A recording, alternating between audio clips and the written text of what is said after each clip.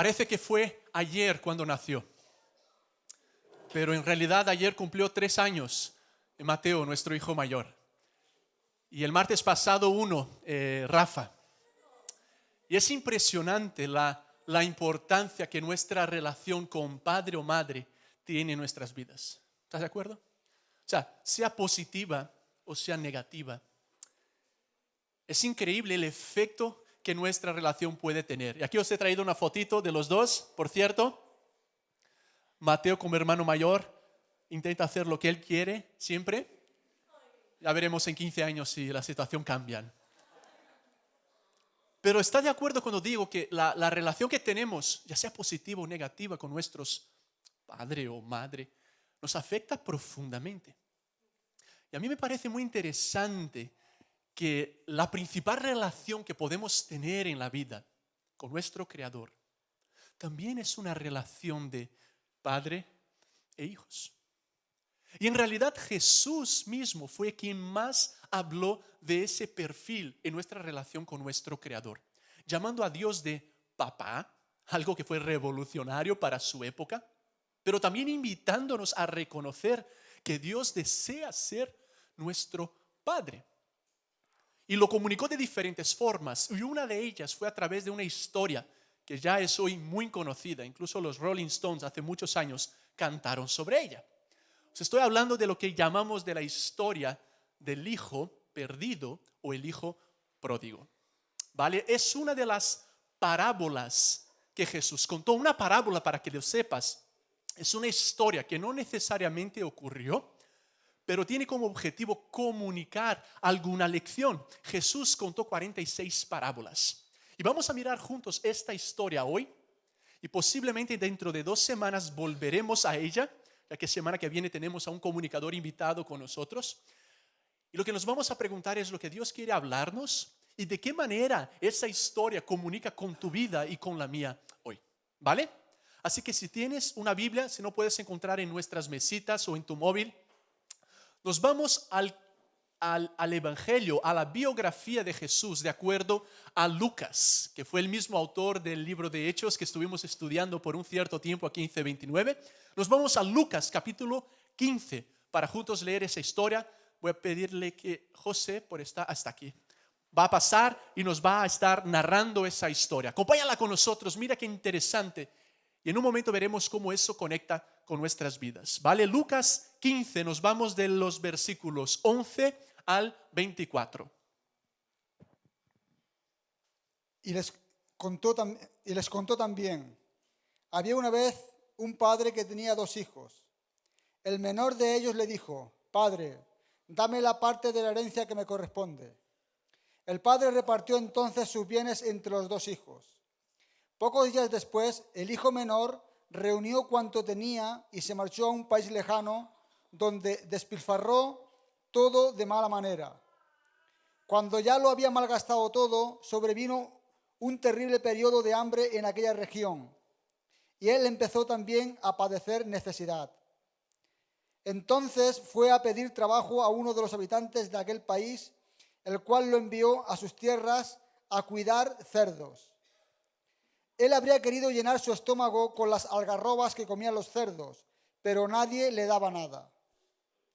Entonces recapacitó y se dijo: ¿cuántos jornaleros de mi padre tienen comida de sobra, mientras yo estoy aquí muriéndome de hambre? Volveré a mi padre y le diré: Padre, he pecado contra Dios y contra ti, y ya no merezco que me llames hijo. Trátame como a uno de tus jornaleros. Inmediatamente se puso en camino para volver a casa de su padre. Aún estaba lejos cuando su padre lo vio y, profundamente conmovido, salió corriendo a su encuentro, lo estrechó entre sus brazos y lo besó. El hijo empezó a decir: Padre, he pecado contra Dios y contra ti, y ya no merezco que me llames hijo. Pero el padre ordenó a sus criados: Rápido, traed las mejores ropas y vestidlo. Ponedle un anillo en el dedo y calzado en los pies. Luego sacad el ternero cebado, matadlo y hagamos fiesta celebrando un banquete. Porque este hijo mío estaba muerto y ha vuelto a la vida. Se había perdido y lo hemos encontrado. Y comenzaron a hacer fiesta. Muchas gracias, José. Para darte un poco de contexto en la historia que acabamos de leer, Jesús en realidad cuenta 3 historias aquí seguidas, ¿vale? Y es interesante porque Lucas nos dice en el inicio del capítulo 15 lo siguiente: todos los recaudadores de impuestos y gente de mala reputación solía reunirse para escuchar a Jesús. Y al verlo, los fariseos y los maestros de la ley murmuraban: este anda con gente de mala reputación y hasta come con ella. En otras palabras, la introducción de estas 3 historias es la siguiente: gente religiosa estaba hablando mal de Jesús porque él comía, se juntaba, hablaba con gente de mala reputación. Después de esa observación, Lucas nos describe 3 historias que cuenta Jesús. La primera es de una oveja que se pierde, se encuentra y se celebra. Hay una fiesta por la oveja que fue encontrada. La segunda historia es de una mujer que pierde una moneda muy importante. La encuentran, celebran con una fiesta esa moneda que había sido encontrada. Y la última historia es la historia de 2 hijos, en realidad. Y de un hijo que estaba perdido, fue encontrado y celebran ese encuentro, ¿vale? Ahora, lo interesante es que esta historia nos habla de 2 hijos, no solamente de uno. Lo que vamos a hacer hoy es hablar del primer hijo. Y Dios mediante, dentro de 2 semanas hablaremos del segundo hijo, porque en realidad es una historia de 2 hijos que estaban perdidos. Y para darte un poco más de contexto, para que entendamos la fuerza de esa historia que Jesús está contando, es interesante notar que al inicio Jesús dice que el hijo menor, siempre los hijos menores, no es cierto, que soy hermano mayor y por eso lo puedo decir, se acerca al padre y le dice: quiero parte de mi herencia. Ahora, en ese contexto, pero también en nuestros días, para que el padre pudiera darle a su hijo su herencia, el padre tenía que estar muerto. En otras palabras, los que comentan y estudian a fondo esta narrativa entienden que en este contexto, cuando alguien escuchara esa historia de Jesús, se asustaría, porque lo que dirían era lo siguiente: el hijo menor lo que está diciendo aquí es: papá, ojalá estuvieras muerto. Quisiera que estuvieras muerto, porque lo que quiero no es lo que tú me puedes ofrecer, ni tu amor, ni nada de eso. Lo que quiero es tu dinero. O sea que ojalá estuvieras muerto o estarás muerto para mí. Dame mi dinero. Es lo que está diciendo el hijo menor en esa historia. Y es interesante que también, de acuerdo a esa cultura, porque eran 2 hijos y él era el menor, él no recibiría la mitad, recibiría 1/3 de la herencia, ¿vale? Y los 2/3 lo tendrían el hijo mayor, por ser un hijo mayor. Es interesante, quizás lo podríamos aplicar en nuestros días. A los hijos mayores nos vendría bien eso también, ¿no? Pero el hecho es que él recibiría 1/3 de la herencia y el hermano 2/3. Su padre ya no tendría posesiones. Y es lo que está sucediendo en esta historia. El padre, al decidir darle al hijo menor la parte de su herencia, le está dando también al hijo mayor parte de su herencia. Se pone en una posición de vulnerabilidad porque deja de tener todas esas posesiones, aunque sigue con el respeto y el liderazgo que tendría como padre. Pero es lo que está sucediendo. Es como le dijera al hijo menor: mira, aquí está tu parte. Aunque no me quieras, aquí está tu parte. Tú vete a Las Vegas, que sé que es donde tú quieres ir, y coge ese dinero y se marcha, y se va. Y sabemos que lo que pasa aquí es que el hijo entonces pues vive la vida que soñaba vivir, gasta todo su dinero, rechaza a su padre y después de un cierto tiempo decide volver a casa del padre. Y lo que quisiera llamar vuestra atención en primer lugar esta tarde son las reacciones de ese padre cuando su hijo decide regresar. ¿Vale? Después de que le haya básicamente dicho: quisiera que estuvieras muerto, quiero solo tu dinero, no te quiero a ti, abandona la familia, se va. Después de un cierto tiempo recapacita y decide volver. ¿Cuál es la reacción del padre de acuerdo a lo que nos describe Jesús? Pues mira, en Lucas 15 que acabamos de leer, versículo 20, Lucas nos dice lo siguiente. De acuerdo a Jesús, él cuenta que el padre, viendo al chico, aun cuando estaba lejos, su padre lo vio y se compadeció de él. Salió corriendo a su encuentro, lo abrazó y lo besó. No sé si lo escuchaste cuando José nos leyó la historia, pero quisiera que hiciéramos una pausa en estas palabras esta tarde, en los versículos que nos describen la reacción del padre cuando vuelve, cuando regresa a su hijo. Otra vez lo voy a leer. Aún estaba lejos cuando su padre lo vio y de él. Salió corriendo lo abrazó y luego se escuché, lo abrazó y lo besó. Muy bien. Vamos a ver las tres reacciones básicas que vemos de acuerdo a lo que Jesús nos cuenta. En primer lugar, al ver de lejos a su hijo, su padre lo vio y se compadeció de él. ¿No te impresiona que el padre no le estaba esperando lleno de rabia? Ahí está volviendo mi hijo, pero va a ver la que le voy a dar ahora. Cuando lo ve, Jesús dice que el padre lo mira lleno de compasión. Esa palabra compasión es una palabra muy cargada, muy poderosa, porque habla de amor en acción. Es sentir algo por alguien que te lleva a hacer algo por mejorar la situación de esa persona. Y es lo que el padre ve y siente cuando mira de lejos su hijo. Me encanta lo que escribió Carlos Spurgeon, conocido predicador de Reino Unido, ya hace tiempo, cuando dijo lo siguiente: no sé si el hijo pródigo vio a su padre, pero su padre lo vio. Los ojos de misericordia son más rápidos que los ojos de arrepentimiento. Es interesante que cuando el padre le ve, lo primero que hace es sentir esa compasión. Imagínate en la posición del padre, es como si todos los días estuviera soñando con ese momento. ¿Puede ser que algún día vuelva mi hijo? ¿Puede ser que algún día regrese a casa? ¿Puede ser que algún día lo vuelva a ver? ¿Por qué habrá deseado mi dinero pero no mi amor? Pero de repente lo ve. No me puedo ni siquiera imaginar la cantidad de emociones que sentiría el padre, pero lo primero que nos dice Jesús es que lo ve y se llena de compasión.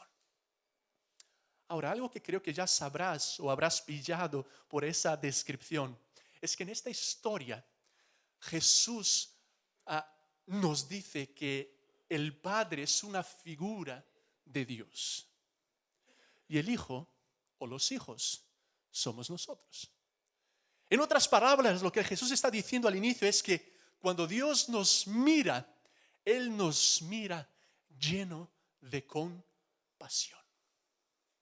No sé el contexto en el que creciste, no sé dónde formaste tus opiniones acerca de Dios, si es que crees en la existencia de Dios.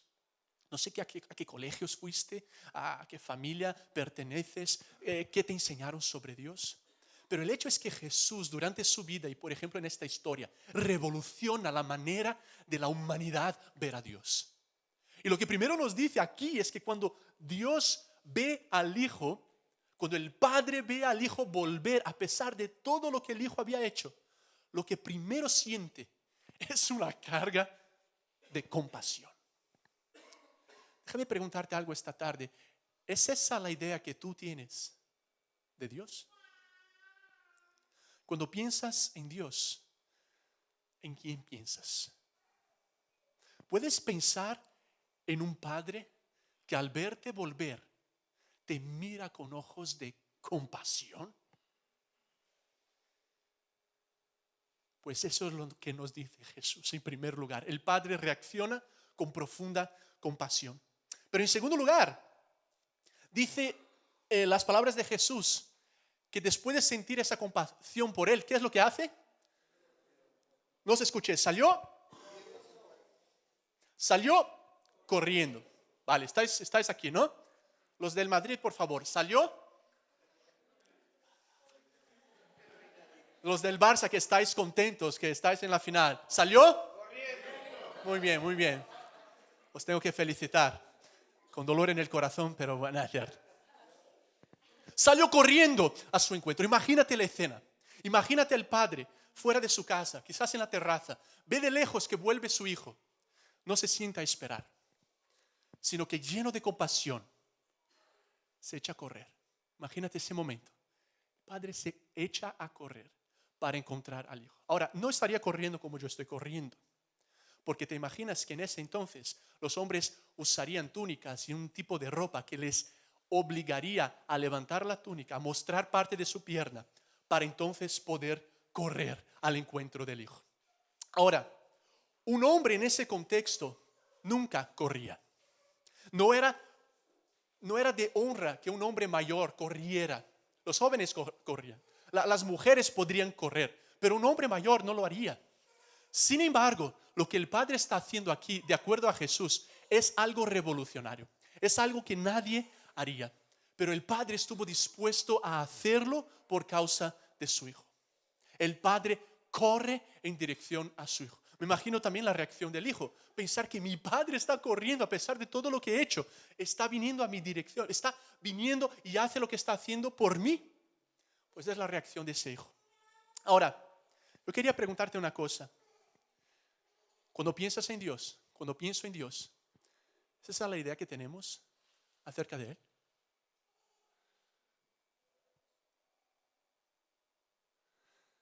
Una de las canciones de Mozart dice: recuerda, Jesús, que yo soy el motivo de tu viaje. Dios corre en nuestra dirección. ¿Lo has considerado alguna vez? Dios se hace vulnerable. Dios escoge ponerse en posiciones que jamás pensaríamos que un Dios podría ponerse, pero lo hace para encontrarnos, para abrazarnos, para amarnos. Cierta vez contaron esa historia, leía sobre eso, en un contexto, en un país que es muy parecido al que Jesús estaba. Y algo que la gente que escuchaba se sorprendió es con este hecho. ¿Cómo es posible que un hombre hubiera corrido? ¿Cómo es posible que Jesús nos hable de un Dios que está corriendo en dirección a un chico como él?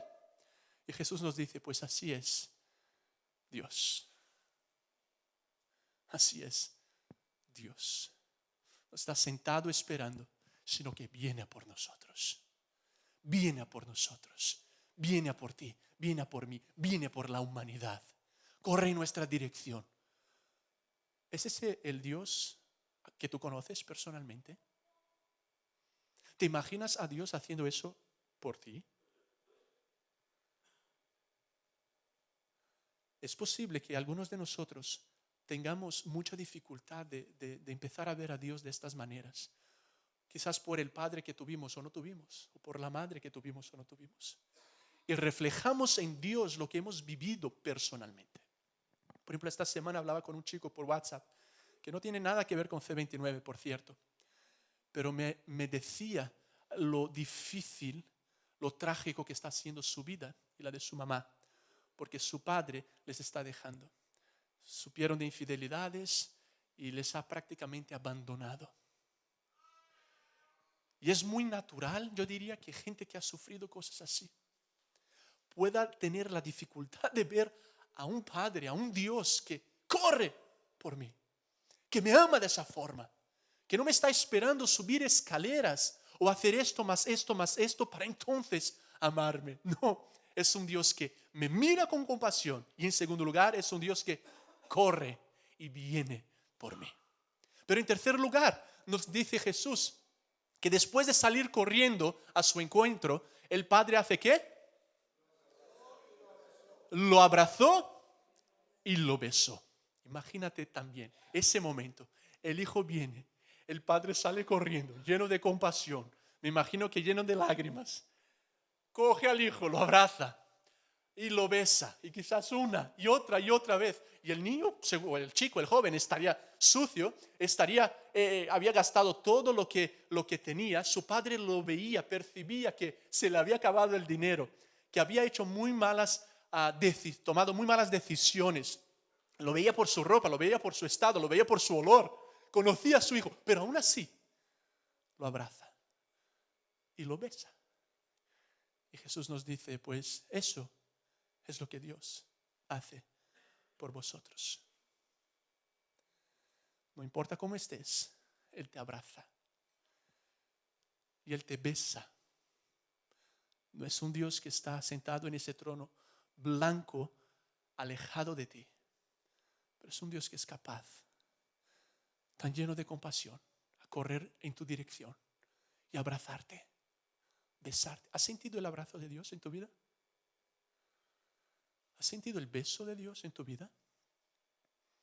No te estoy preguntando te estoy preguntando, ¿has sentido el abrazo de Dios en tu vida?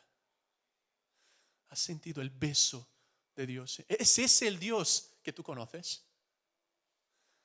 Porque el Dios que la mayoría de la gente cree que existe, los que creen que existe, no es ese Dios. El Dios del que se habla en la sociedad no es ese Dios. Pero el Dios que Jesús vino a revelar, siendo Él mismo Dios, es ese Dios. Lleno de compasión, corre en tu dirección, te abraza y te besa. ¿Cómo eres? Me encanta lo que escribió Philip Yancey, porque realmente lo que estamos viendo en las reacciones del Padre lo podríamos describir como gracia. Es una palabra muy única en el cristianismo. Podríamos definirla como un favor inmerecido de Dios, pero es mucho más que eso. Y gracia no la vas a encontrar en ninguna otra forma de ver la vida, sino en la que Jesús enseñó en el cristianismo. Philip Yancey, en su excelente libro Amazing Grace, Maravillosa Gracia, creo que ha sido traducido en español, recomiendo su lectura, dice lo siguiente: gracia significa que no hay nada que podamos hacer para que Dios nos ame más. Ninguna cantidad de calistenia espiritual y renuncias, ninguna cantidad de conocimiento obtenido en los seminarios y escuelas de teología, ninguna cantidad de campañas hechas en beneficio de causas justas. Y gracia significa también que no hay nada que podamos hacer para que Dios nos ame menos.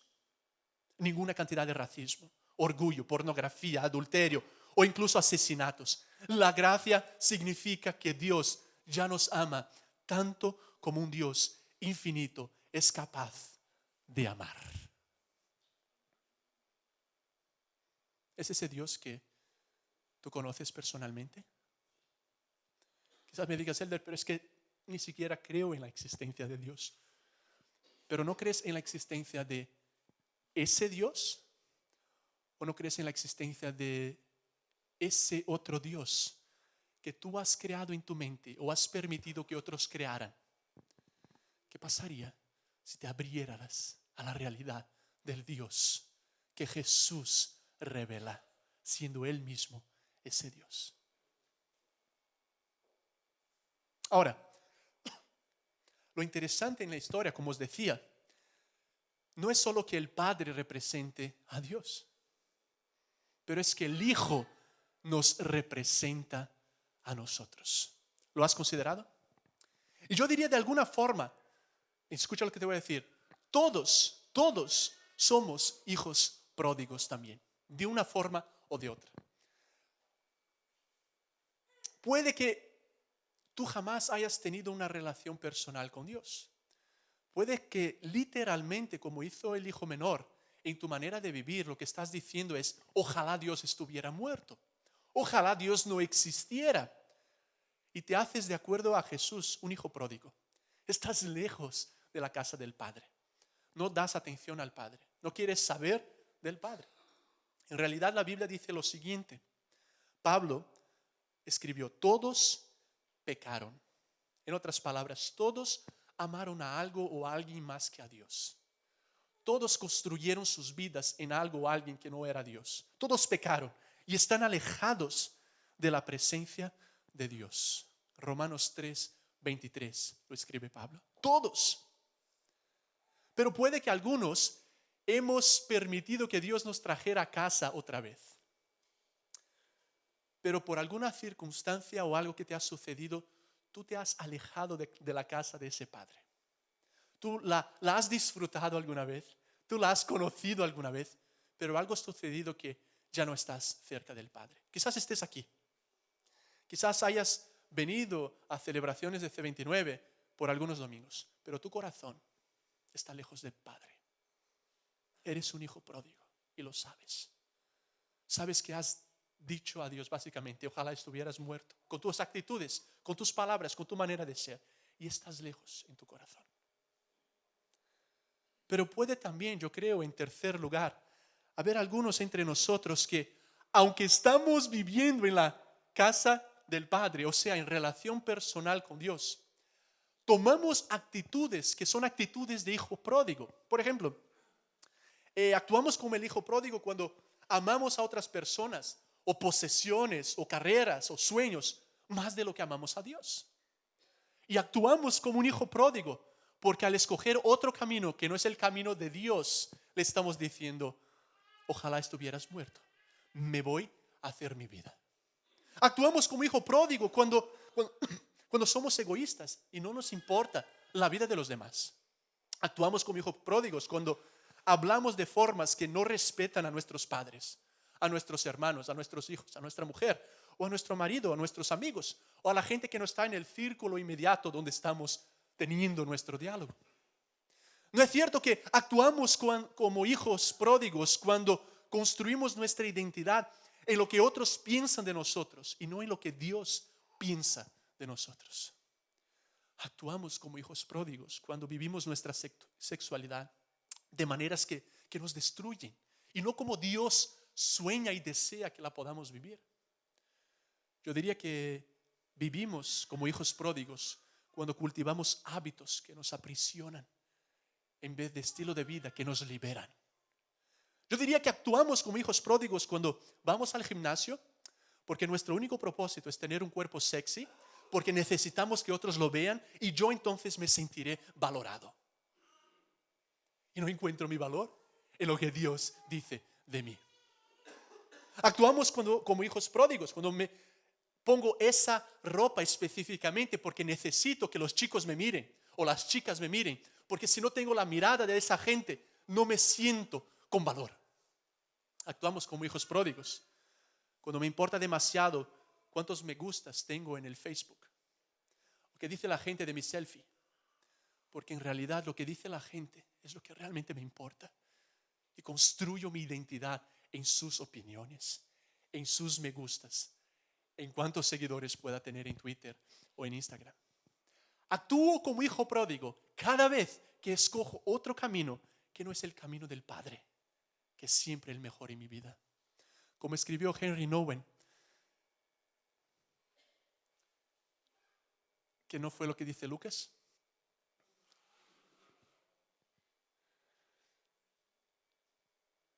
Que ahora mismo lo tendremos. Pero Henry Nouwen, por cierto, otro autor que te recomiendo la lectura, ¿vale? Ya hablaremos de él. Lo que encuentres de Henry Nouwen, recomiendo que lo leas. Y él dijo lo siguiente: soy el hijo pródigo cada vez que busco amor incondicional, donde no se puede.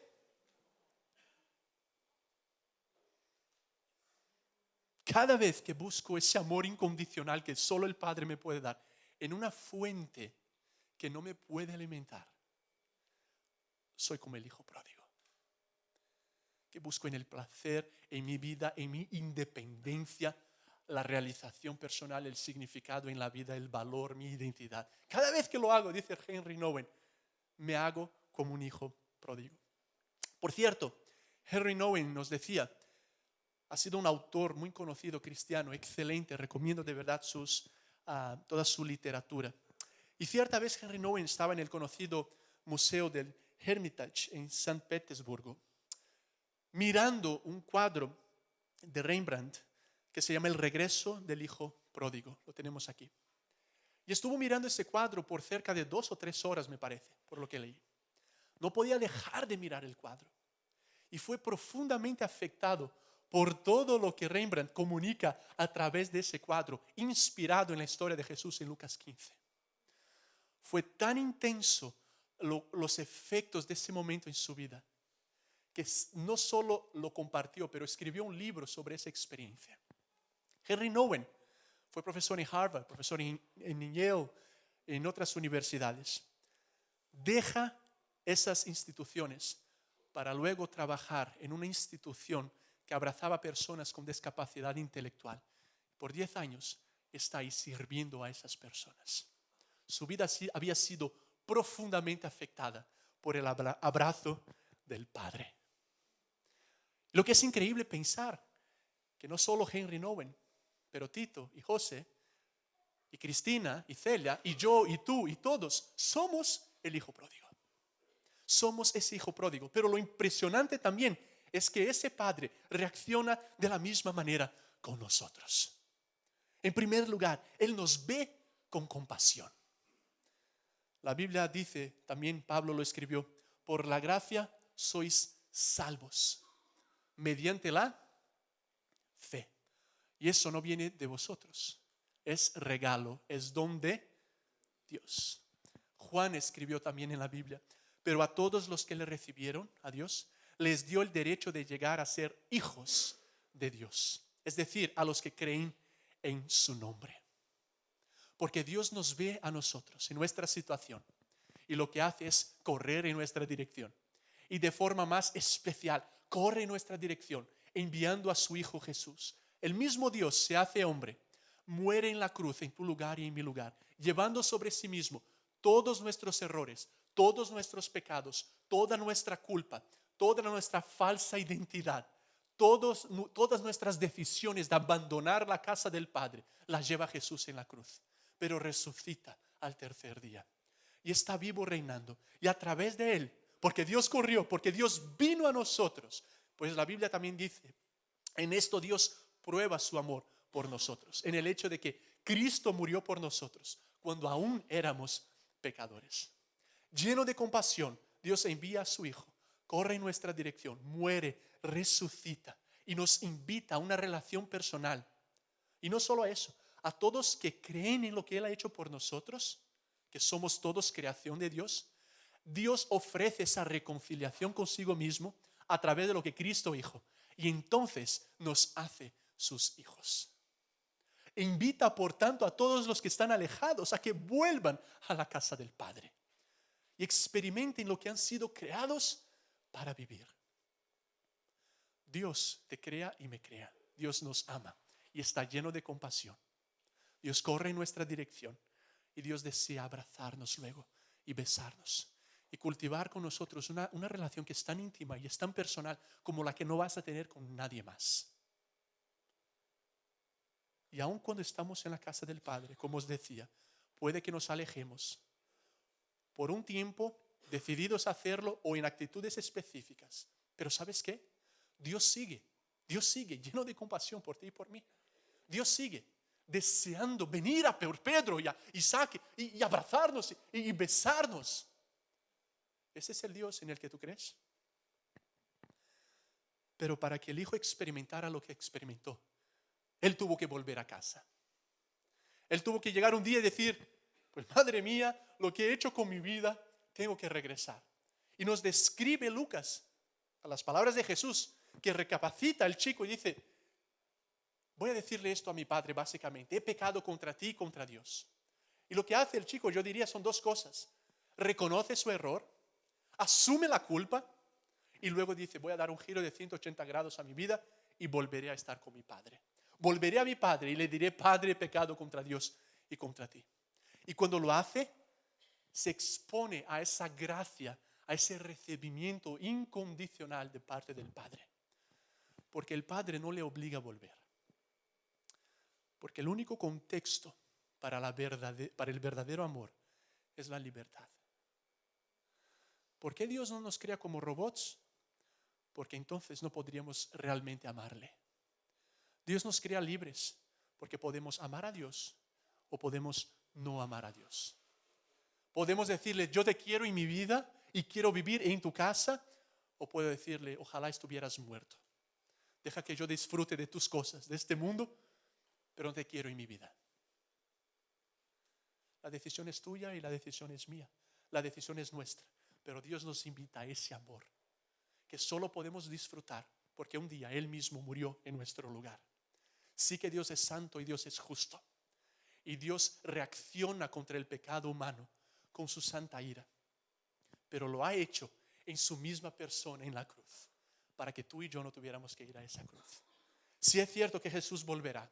Sí es cierto que hay un juicio que nos espera a los que no creen en Jesús y no vuelven a casa del Padre. Sí es cierto que la Biblia dice que un día Dios juzgará a todos.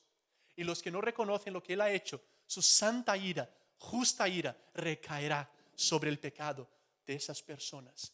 Os tengo que decir la verdad, que es lo que dice la Biblia. Pero vivimos en este periodo entre la resurrección de Jesús y su segunda venida, donde Dios ofrece esa gracia, ese perdón que Él mismo nos ha concedido en la persona de su Hijo. Nos invita a volver a casa. Nos invita a ti y a mí a reconocer nuestros errores y a dar media vuelta. Quizás, escúchame bien, quizás haya algo que tú necesites reconocer esta tarde. En primer lugar, quizás puede que tú nunca hayas vuelto a la casa del Padre. Es hora de hacerlo. Decirle: Dios, he vivido como si tú no existieras. Quiero volver. Puede que tú andes un tiempo alejado de ese Dios y tengas que decidirte volver. O puede que tú te sientas en la casa del Padre, pero como decía antes, hay actitudes, hay palabras, hay pensamientos de hijos pródigos. Y tú y yo también necesitamos en primer lugar reconocerlos, asumir la culpa. Deja de culpar a otros. Abraza tu culpa. Yo he hablado mal. Yo he mirado lo que no debería haber mirado. Yo me metí a esa página que me llevó a esa otra página, que me llevó a esa otra página, y ahora me veo en esa adicción. Yo me porté de esa forma. Yo me vestí de esa forma. Yo tuve ese pensamiento. Yo no dije eso. Asume tu culpa. Reconoce. Hazlo ahora mismo. ¿Sabes por qué? Porque Dios ya te conoce. Dios no se va a asustar. Dijo Filipenses también: Dios está buscando mucho más gente auténtica que gente buena. Porque ninguno de nosotros somos buenos, pero podemos ser auténticos delante del único que es bueno. ¿Qué pasaría si fueras auténtico esta tarde? Asume tu culpa, abraza, pero en segundo lugar, toma la decisión de volver. Decir: Dios, ayúdame en mi relación contigo, ayúdame en mi matrimonio, ayúdame en mi noviazgo, ayúdame en mi sexualidad, ayúdame en la manera como pienso, me siento, respondo, sueño. Ayúdame. Quiero estar en la casa del Padre, porque finalmente sé que tú me abrazas y me besas. No importa cómo yo esté, no importa lo sucio que me sienta, no importa lo profundo que me sienta, porque la gracia, otra vez hablando de Filipenses, dijo: la gracia, como el agua, fluye siempre hacia lo más bajo. Ese es el amor de Dios. Para terminar, estaba pensando antes que ahora que soy padre, hace 3 años, uno de las alegrías que tengo en mi relación con mis hijos es poder, por ejemplo, volver a casa, especialmente después de un viaje. Y Mateo le encanta abrir la puerta siempre que tocamos el timbre. Él tiene que abrir la puerta, si no se enfada. Y no quieres ver a un niño de 3 años enfadado. Entonces, si llego, ni siquiera abro la puerta. Toco el timbre, porque sé que viene Mateo corriendo y abre la puerta.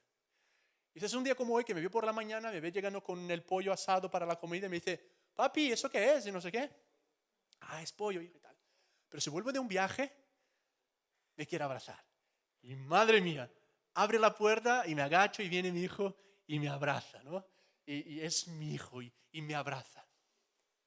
Y es una experiencia que es indescriptible.